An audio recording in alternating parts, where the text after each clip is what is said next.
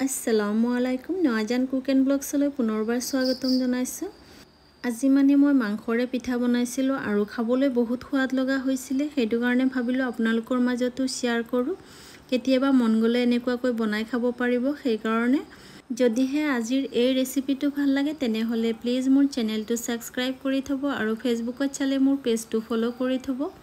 বলকচোন মইনো কেনেকৈ বনালোঁ চাওঁ। ইয়াত মই আধা কেজি ময়দা লৈছোঁ আৰু ময়দাখিনি আপোনালোকে কম বেছি কৰিও ল'ব পাৰিব আৰু আটাৰেও বনাব পাৰিব, একো অসুবিধা নাই। ইয়াত মই সোৱাদ অনুযায়ী নিমখ দিছোঁ আৰু লগতে মই ৰিফাইন তেল অলপ দিছোঁ। এতিয়া ভালকৈ হাতেৰে মুঠি ল'ম, মানে অলপ সময় ভালকৈ হাতেৰে সানি ল'ম। অলপ অলপকৈ পানী দি ভালকৈ ডো বনাই ল'ম। এয়া দেখক ধুনীয়াকৈ ডো বনাই লোৱা হৈ গৈছে আৰু এতিয়া মই এই ডোখিনি অলপ সময়ৰ কাৰণে ৰেষ্টত ৰাখি দিম। আৰু এতিয়া মই এইফালে মাংসৰ তৰকাৰীখিনি বনাই ল'ম। এয়া দেখক মই ব্ৰইলাৰ মুৰ্গীৰ মাংস লৈছোঁ অলপ। মাংসখিনি মানে হাড় নথকা মাংসখিনি লৈছোঁ। আপোনালোকে যিকোনো মাংসৰেও বনাই খাব পাৰিব। আৰু এতিয়া মই গেছত কেৰাহী বহাই অলপ তেল দিলোঁ। তেলখিনি গৰম হোৱাৰ পিছত এয়া মই সৰু বাটিৰে এবাটি পিঁয়াজ পাতল পাতলকৈ কাটি ৰাখিছিলোঁ ঢালি দিলোঁ।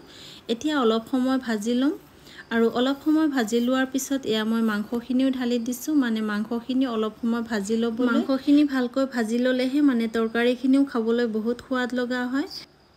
অলপ সময় ভাজি লোৱাৰ পিছত এতিয়া মই সোৱাদ অনুযায়ী নিমখ দি আছোঁ আৰু নিমখখিনি দিয়াৰ পিছত আকৌ অলপ সময় ভালকৈ ভাজি ল'ম। মানে নিমখ দিয়াৰ পিছত বহুতখিনি পানী ওলাইছিলে, এইখিনিও ভালকৈ শুকাই ল'লোঁ। আৰু এতিয়া মই এয়া নহৰু দিছোঁ এচামুচ আৰু লগতে আদা দিছোঁ আধা চামুচ। আদা নহৰুখিনি এতিয়া অলপ সময় ভালকৈ ভাজি লৈ আছোঁ, মানে কেঁচা গোন্ধটো নোযোৱালৈকে ভালকৈ ভাজি লোৱা হৈ গৈছে। এতিয়া জলকীয়া পাউডাৰ অলপ দিলোঁ, হালধি পাউডাৰ অলপ আৰু জিৰা ধনিয়াৰ পাউডাৰ অলপ অলপকৈ দিছোঁ।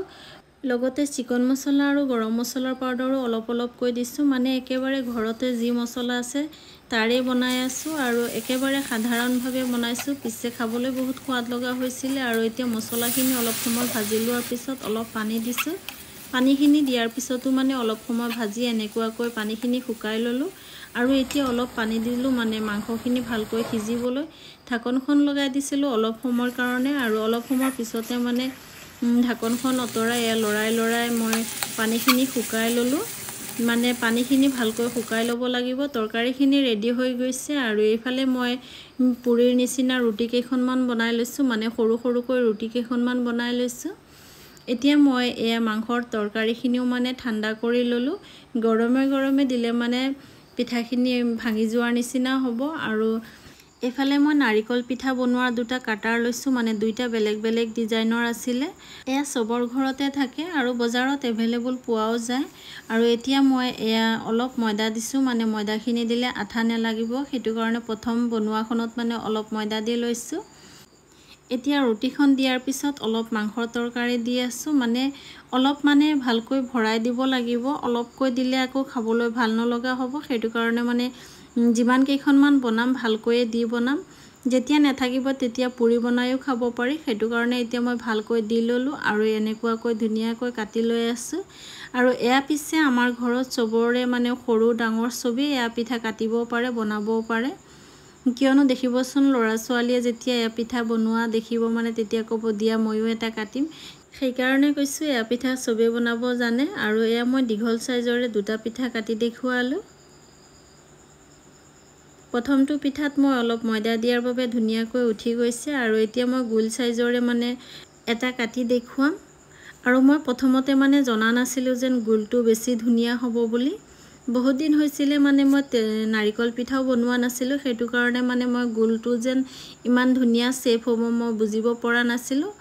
প্ৰথমতে মই যদিহে গম পালোঁ হয় যেন গোলটোৰে কাটিলে বেছি ধুনীয়া হ'ব পিঠাখিনি, গোটেইখিনি মই গোলটোৰে কাটিলোঁ হয়। পিছতহে গম পালোঁ, সেইটো কাৰণে আৰু গোলটোৰে বনাব নোৱাৰিলোঁ। মাত্ৰ এটাহে মই বনাইছিলোঁ এনেকুৱাকৈ গোল চাইজৰ, হ'লেও মানে এই পিঠাটো বহুত ধুনীয়া হৈছিলে।